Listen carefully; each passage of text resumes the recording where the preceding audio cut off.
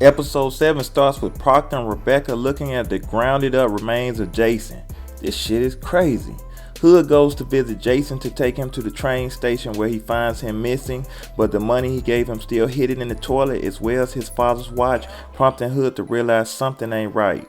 Sugar meets with Hood at the police station and tells Hood he last saw Jason talking to Rebecca, which makes Hood visit Proctor and Rebecca asking questions. Rebecca admitting to sleeping with Jason, while Proctor seems to drop clues about Jason's fate, ending with Hood telling Rebecca, "Since you playing dumb, when I come for Proctor, I'm coming for you as well."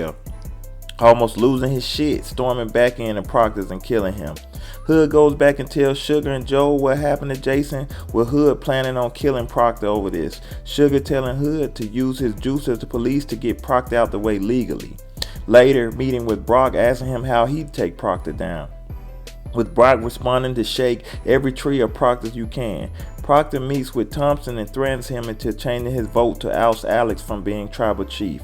As Deva is cooking breakfast, she finds Mac punk ass passed the fuck out having an asthma attack, calling her dead, but his weird ass is at the strip club drinking again. Shortly after, Shaban, Hood, and Brock storm the strip club, telling Gordon to leave so he won't get caught up in the prostitution raid they're conducting.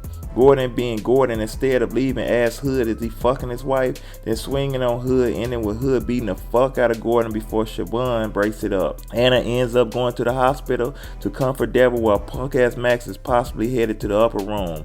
Hood is visibly frustrated when he finds out no one is willing to talk once all the John strippers and prostitutes are locked up at the police station. Gordon gets to the hospital with Deva going off on him, also learning Mac punk ass is alive but his medicine is no longer working.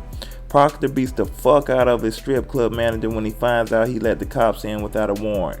I never worked for his crazy ass.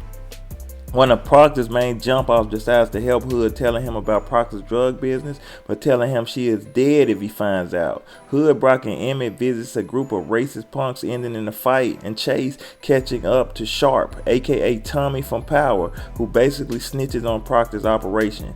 Joel meets with Anna, giving her her cut of the truck job, telling him she needs another job so she can take care of punk-ass Max, but saying it can only be the two of them on the job. Emmett, Brock, and Hood go to the site of Proctor's drug operation to try and coordinate how they would go about raiding the facility.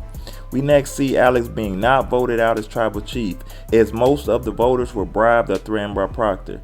Later that night, Hood, Job, and Sugar truck Jack an 18-wheeler filled with Proctor's drugs, then use it to bust through the wall of his warehouse, then blow up the entire facility with explosives. As Hood had no intentions to just raid the warehouse, as Proctor would have it back up and running in a week.